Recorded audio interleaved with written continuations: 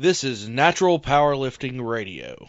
Deadlifts, chicken nuggets, video games. This is Check My Total, a powerlifting podcast with Timothy Payne and Andrew Hinson. Ladies and gentlemen, it's the end game, the final series of our three-part questions with the one and the only Kenneth Moody coming in for the last episode of our Q&A, talking about the weight doesn't hit the meat doesn't hit the floor till the weight moves off the floor. The deadlift, or however you say that.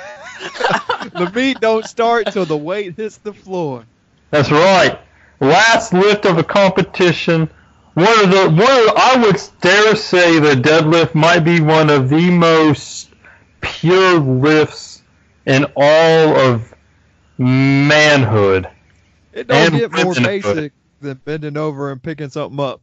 Yeah, how much can you pick off the floor? So probably like 80% of the country's favorite lift. Yeah, most people, if they have a favorite, it's probably deadlift. That's what most people's are. But glad to have Kenneth back for one final time. Yeah, glad to be here. Well, how's your deadlifting been going? Well, Andrew and I worked out a couple weeks ago, and it was smooth there. But this past week, I don't know. My form was okay, and I actually did deadlifts yesterday, and I didn't do too many. I just practiced form, but something in my right knee popped a little bit, and my form seemed fine. Yeah. I didn't really have heavy weight. It was just basic, a 45 on each side. But it didn't hurt. It just felt kind of weird, a little tender. So I was like, maybe I should back off this for a while. Maybe I'm just not ready. Was that the knee that you had surgery on a long time ago? Nah, other knee. Oh, okay. And it's kind of, even right now, it's a little, it's pretty tender around a certain area of it on the, just below the kneecap on the left side, that little pocket right there. Oh, yeah. So I may have aggravated or torn some cartilage or something out. Happened a little bit when I did some squats earlier last week, too. And I was like, well, maybe I'm just getting into it too fast. Yeah, might have to dial it back. So I'm just going to avoid, not going to avoid it forever, but I might avoid it for a month or so. Squats or deadlifts, and just do accessory work or machines or something. Yeah, you gotta do something to get your body back into it. You can't go into it too quickly. And plus, no harm in just doing like the bar. Yeah. Or just body weight squats and. Yeah, it's that little area right there. Ooh, pushing on it hurts quite a bit. So, anyways. Got any questions about the deadlift? Yeah. All right. Well, so I know one of probably the most important parts is foot placement. And I know we've gone over, several times before, but, for the audience, what's proper foot placement for a deadlift? So I think it kind of goes back to, Timmy said some comment last time, I think, about, where you jump from. Or something like that. Yeah, whatever position you're about to take before you jump onto a box, that's probably the position you want for your squat or your deadlift. But that's if you're doing conventional, because there's two different ways you can deadlift: conventional and sumo. And if you're conventional, your feet need to be at the widest apart, shoulder width. Because if you go wider than that and you're still trying to put your hands outside of your legs, then that's more than likely poor form and poor positioning. Because if your hands are outside of your legs and your legs are wider than shoulder width, then you need to put your hands inside, and that's what makes it turn into a sumo. I see. Yeah. So I would say is another part of that is kind of like the squat. You can slightly turn your toes out a little bit on the deadlift, just to kind of tighten up those glutes and stuff. I know I do it slightly. Not probably not as much as I do on the squat, but I do it a very slight angle. My toes out. Right. Yeah. Mine are fairly straightforward, but I think that's just because of the way I'm built. Like if I'm just standing beside a door or something and we're sitting there talking or standing, my feet will point straight. But I think that just, that's more of a genetic, how you're built kind of thing. Mm-hmm. Right. So yeah, I'll probably say shoulder width apart. What about in relation to the distance between, like, your shins to the bar? Oh yeah.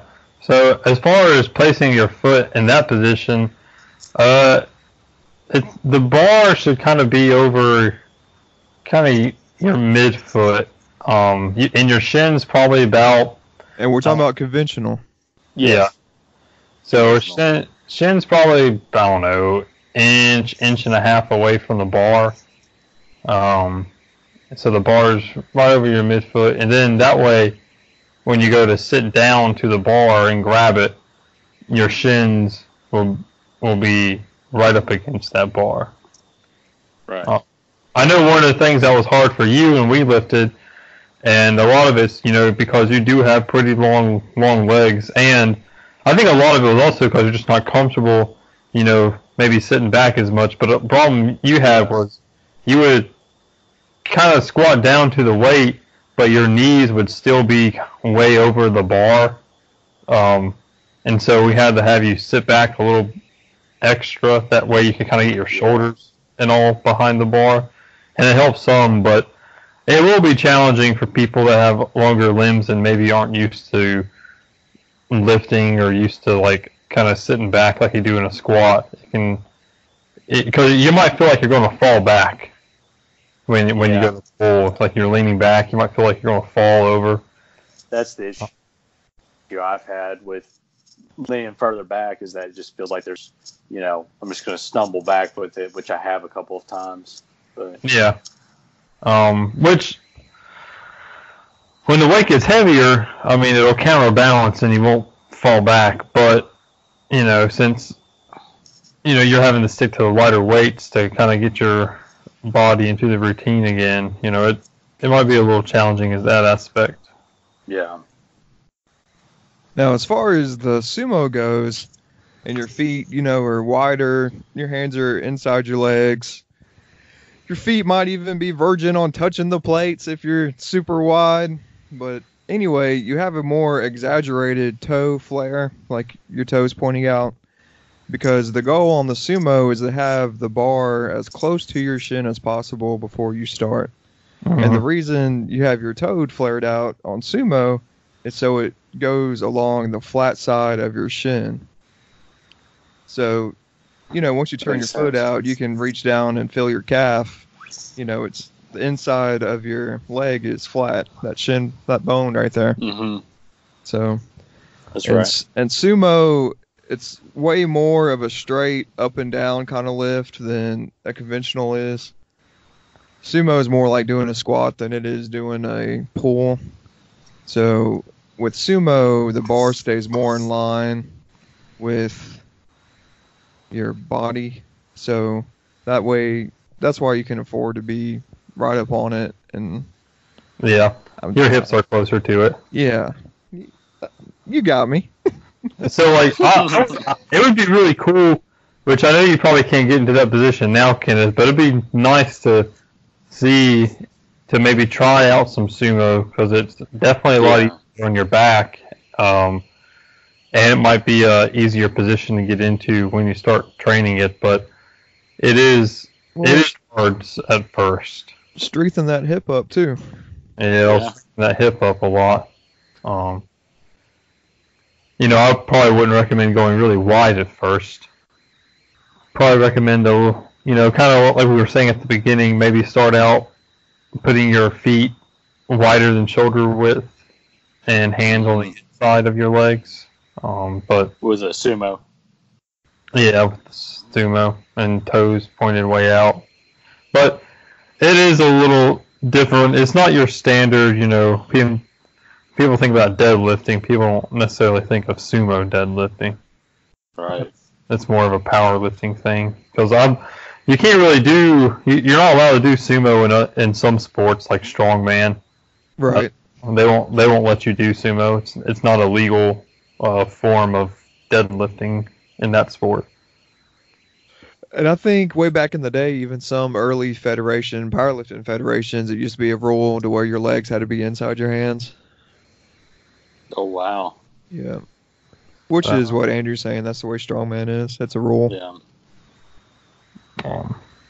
Well, how do you, when you're doing the deadlift, how do you keep from leaning too far back, and stumbling? Is that just a strength issue? If that makes sense. So for competition purposes, all that a judge is looking for is for your knees and your hips and your shoulders to be in line with each other and locked out. So if your knees are locked out and your hips are locked out and your shoulders are back and in line with both of those joints, then that's as far back that you need to lean to begin with. Now, if you watch some people do powerlifting, they'll kind of exaggerate that when you really don't need to. So as long as you're in a straight line, I think you're fine. You don't have to lean too far back. Yeah, and then yes, people like to hyperextend, but kind of like how you just normally stand up. If you can just stand up with the weight, you're pretty good. Huh, okay. As far as the competition goes. Most of the times, you don't even really have to worry about your knees or shoulders. It's usually a hip thing, getting your hips through, that you have to focus on in your brain. Well, what about your hand placement as far as, or excuse me, not even hand placement, but, actually talk about hand placement. I know there's a few different ways to hold the bar when you're pulling it up and pulling it through. Is there any you would recommend or unrecommend? Yeah, so I know a lot of times which you never did it because Kenneth's a double overhand kind of guy. So we're talking about grip or placement? I guess both. All right. So he's a double overhand kind of guy, and as far as where your hand should be, generally, I prefer pretty close to my legs because I'm trying to limit the range of motion when I lift, so I'm able to lift more. So generally, I put my hands almost right next to my legs, close as they can be. I think the only exception to that is if for some reason the bar I'm using doesn't have any knurling on it. Yeah. And then I might widen out slightly, but I put them as close as I can. And then, as far as grip goes, I've grown up doing the double overhand, which Kenneth don't like that double overhand life. Yeah. Which I can understand.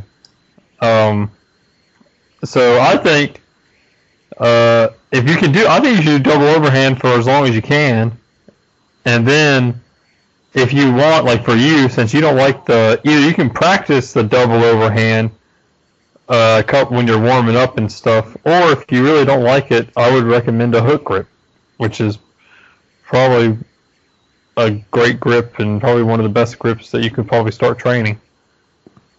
Is that the one where you have a hand one over, one under?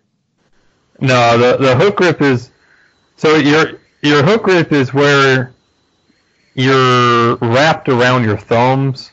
So like you're double overhand in that position, but your thumbs are wrapped around the bar, and then you take your like 2 or 3 index fingers and you wrap those around the bar and your thumb at the same time, and like your thumb's like lodged between your fingers and the barbell.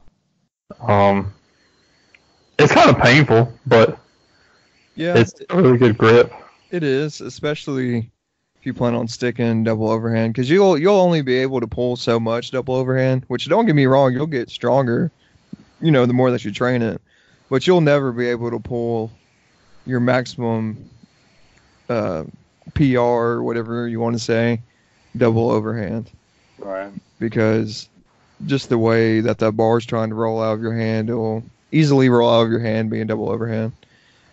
So if you plan, speaking to power lifters here, if you plan on lifting for a single max rep, you either need to be hook grip or mixed grip. Yeah. Yeah. But like Andrew said, you still need to train that double overhand. Lift, like I said, do all your stats double overhand so you can't pull one, and then switch to your competition grip. Yeah, just kind of whatever works. So that double overhand, man, like if you keep training that, Kenneth, you're going to get a strong grip. Yeah. All right. You'll be able to hold on to quite a bit.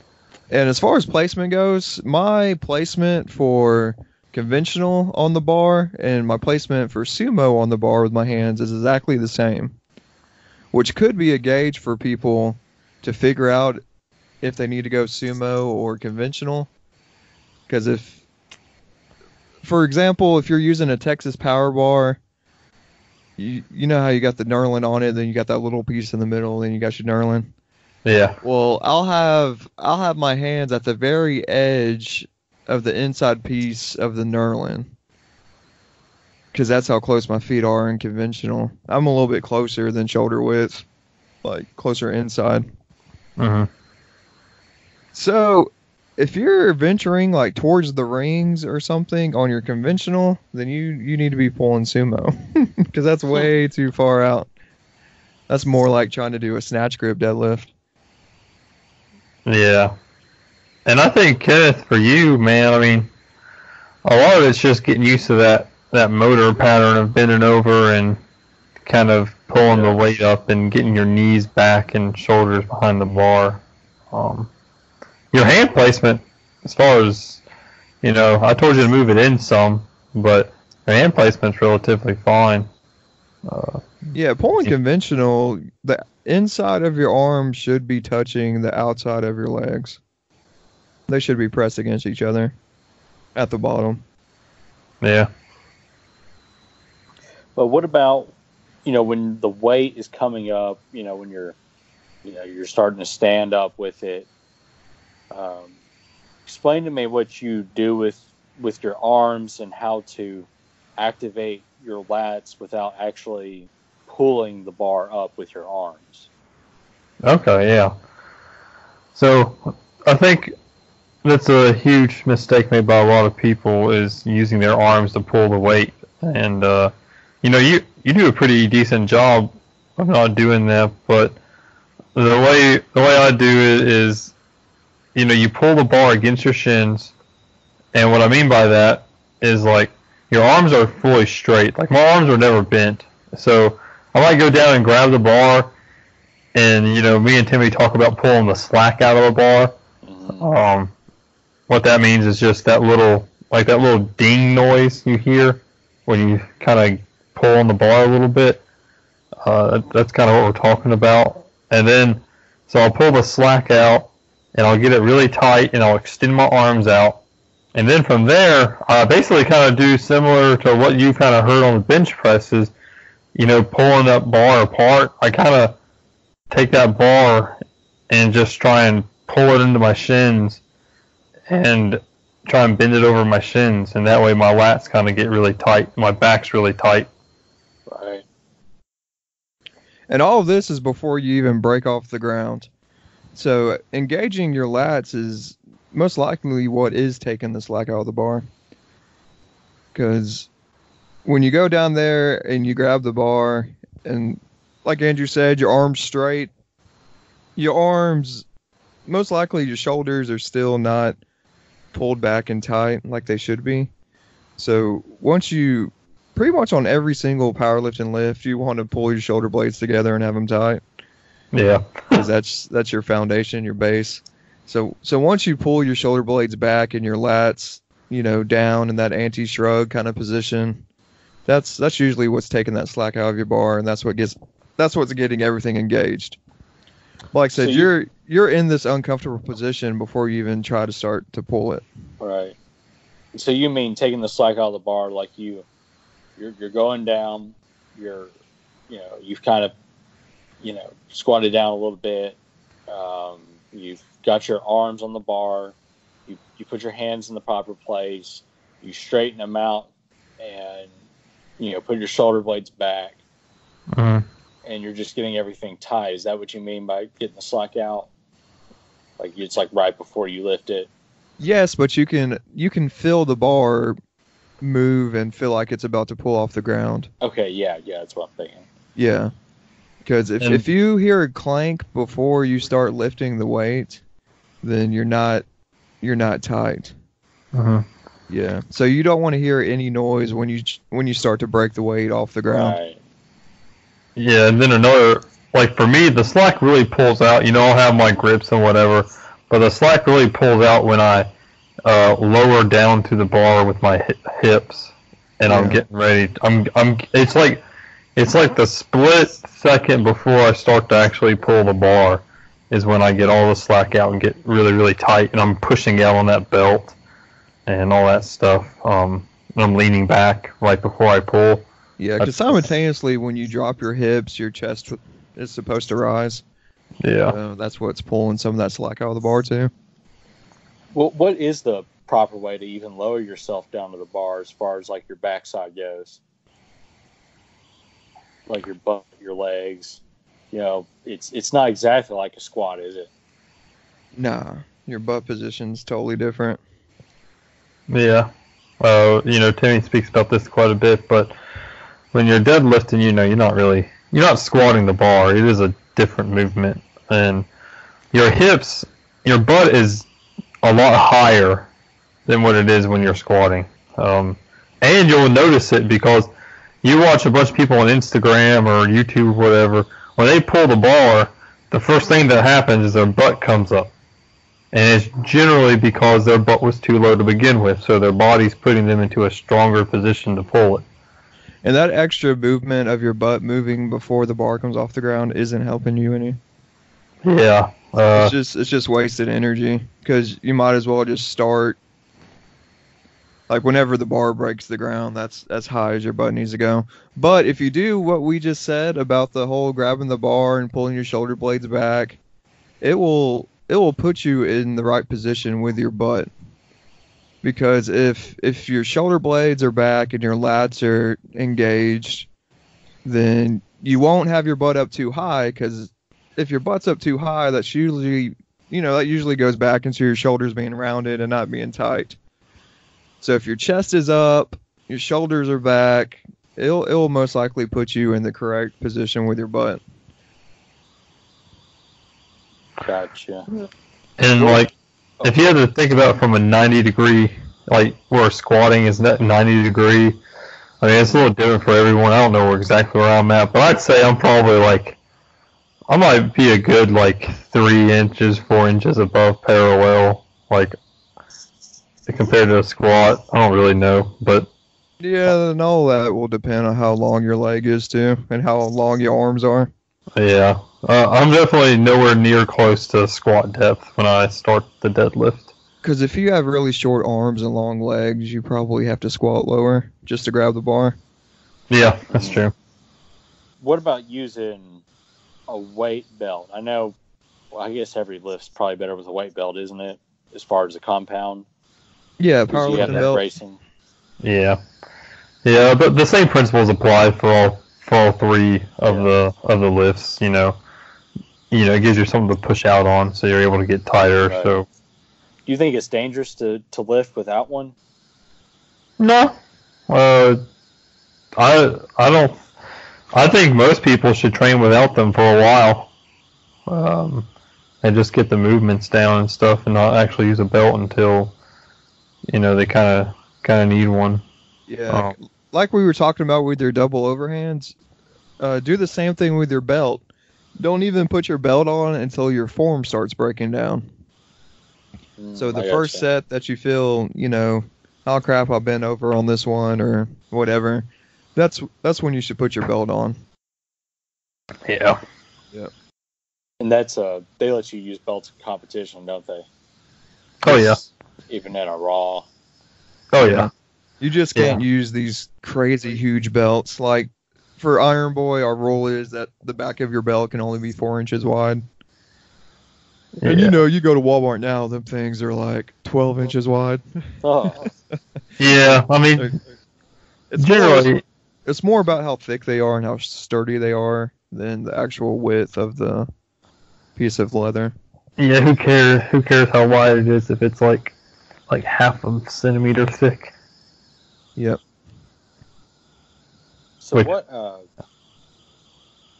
We talked about conventional and sumo, but really, what's the difference in muscle groups that those target?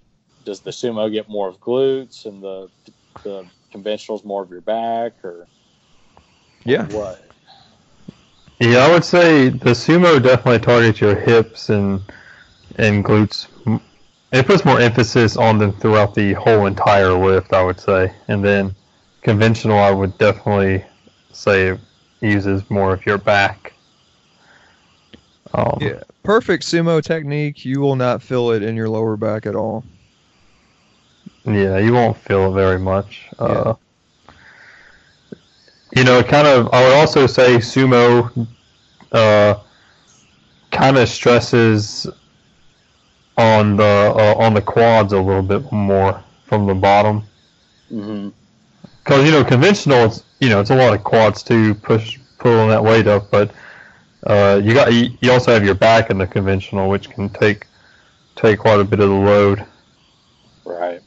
But as far as like other muscle groups, trying to think of some other differences.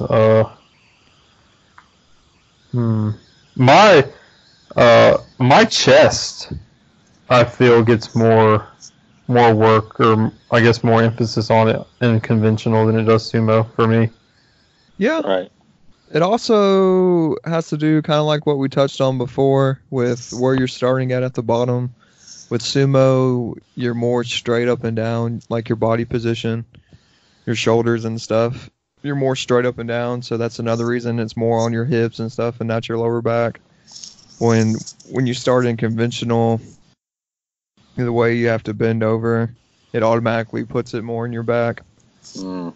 So, but that's probably the only difference is the lower back, because on both lifts you still need great hips, you still need a great upper back to keep static. They're pretty much both the same, except for the whole lower back thing. Yeah, but I feel like in the conventional, my back can take over sooner than it can, or sooner than my hips can in the sumo. I feel like I have to pull. It might just be my length and stuff, but You can definitely get away with doing more of a good morning doing conventional than you can sumo. 'Cause if you try to good morning at sumo, it's probably too late and your knees are already locked. yeah, And that just causes a whole different problem. true. You shouldn't be good morning your conventionals, but trust me, I've done it quite a few times. If it's your third attempt at a meet and you got to get out of it, you do what you need to. Yep. But until then, don't break your form. Is sumo ever done in competition? Oh yeah, there's a ton of people that do it. A lot of people prefer it over conventional, to be honest. Whoa. From a There's a- pure technical standpoint, you need to pull sumo if you're doing powerlifting. Yeah. Because the distance you have to pull, it's way shorter, and it's more technical of a lift. Like if you can get sumo down, you can pull more than what you're actually strong enough to pull, if that makes sense. Yeah, it does. Like you can compensate more, I guess you could say. Yeah, especially depending on your leverages. Like, man, there's some people out there with some crazy leverages when they go sumo. Like conventional, it's pretty average, but then sumo somehow their spine shrinks and they have 2 inches of travel. I don't understand. Conventional is more of a It's more of a real lift. Yeah, it's more you can scale how strong somebody actually is doing a conventional. Right. Because a lot of these pro sumo guys can't pull the same amount of weight. They can pull more sumo than they can conventional usually. It'd be a great thing to see if you could try and train Kenneth, but I know it'll take a long time just because of your range of motion and all the surgeries you've had on your knees and hips. Yeah. I don't know. My knee popped in this past week and twice. Well, once doing squat and once doing deadlifts, not real heavy weights, kind of made me a little concerned. But I just, I don't know. Maybe it's just how long my limbs are, and just I generally have a bad perception of what my body's doing, if that makes sense. Yeah, I mean, you got pain, or is it just popping? Well, it was popping with pain. Okay. Well, it didn't have pain immediately, but it hurts to touch now, but not when I'm walking or something.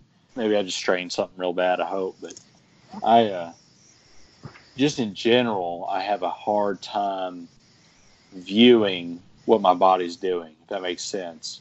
Yeah. Like having that awareness. And so I'm just, I've got to be extra careful and very low weight, probably for quite some time. I would suggest recording everything that you do and rewatching yourself. Right. That way you can associate a feeling with what you're doing. Because if you can, that's definitely a key to anybody that's out here training for anything. If you can feel a certain way and then picture it in your brain what you look like, then that's key. So yeah, I'd take your phone out and film. Right. Depending on what you're doing, just film your heavy sets or whatever. But yeah, if you I guess it'd be ideal to. I guess the most ideal thing would be to have, a friend go with me or hire a personal trainer or something. You just gotta be sure they know what they're talking about. Yeah, that's struggling. Yeah, there's too many personal trainers out there that don't know nothing. Yeah, you just gotta be careful. Or you can prop it up against maybe a box or something. Record yourself. Another thing I would recommend before you even begin lifting is doing for your knee. I found this helps which is a very small movement, but if you get like a 25-pound plate or maybe two 25-pound plates and if you just step up on them with both your legs, like one leg at a time, kind of like a mini stair step, you can get some blood kind of pumping and get your knee joint. Really? And before you stepping up and down. You can even do some body weight squats and stuff before you actually start working out. Yeah. The whole goal of warming up is to get blood flowing through you. So if you can get more blood and stuff in your joints before you start your workout, you should be more loose and, feel better about doing something.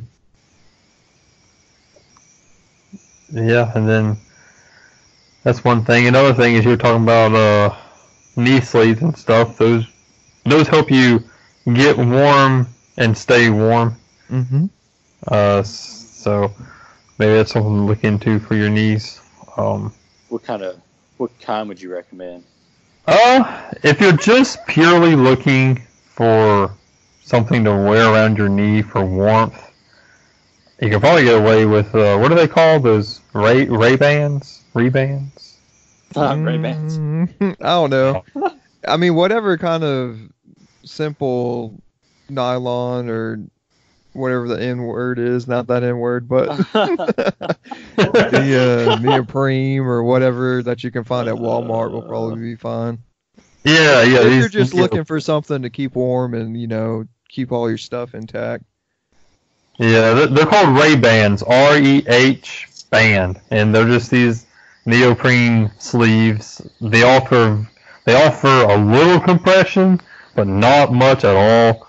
How do you spell it? R-E-H band. Oh, okay.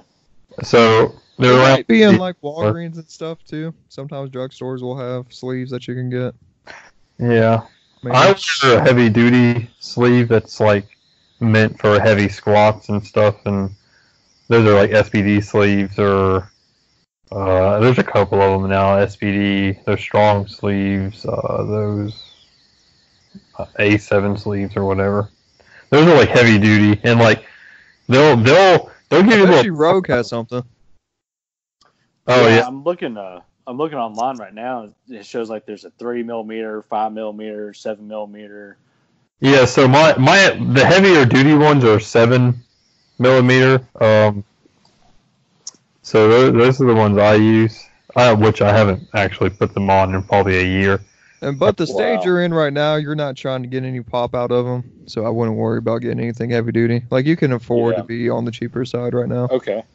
Yeah, I would get a 3mm or a 5mm. That's 7mm stuff. Yeah, it can be a little hard to put on. Yeah. But do you have any more questions, Kenneth? I know we're about to run out of time. Yeah.